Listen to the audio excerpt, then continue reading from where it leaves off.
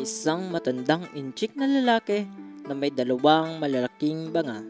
Ang dalawang malalaking banga ay nakasabit sa magkabilang dulo ng isang mahabang kahoy at ito'y kanyang binubuhat. Ang isang banga ay perfect at ito'y parating naghahatid ng tubig na walang bawas. Ang isang banga naman ay may lamat. Sa dulo ng mahabang paglalakad mula sa ilog hanggang sa bahay, ang tubig sa loob ng bangang may lamat ay kakalahati na lamang. Nagpatuloy ito sa loob ng 2 taon. Sa bawat pagsalok, ang naiuwi lamang ay 1.5 tubig.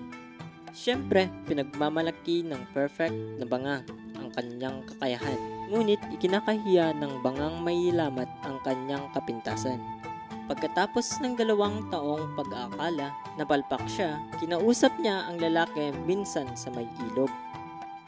Ikinakahiya ko ang sarili ko dahil ang lamat sa gilid ko ay tumutulo mula sa ilog hanggang sa bahay mo.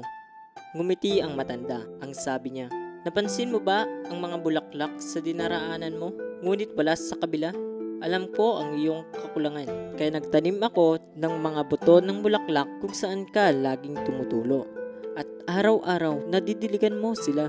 Sa loob ng 2 taon, may napipitas akong magagandang mga bulaklak para palamuti sa aking mesa.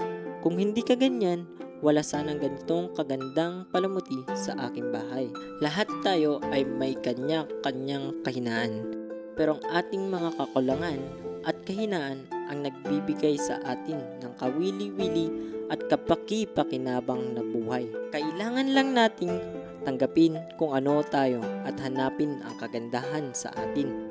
Alamin natin na sa kabila ng ating kahinaan, may mahahanap tayong lakas.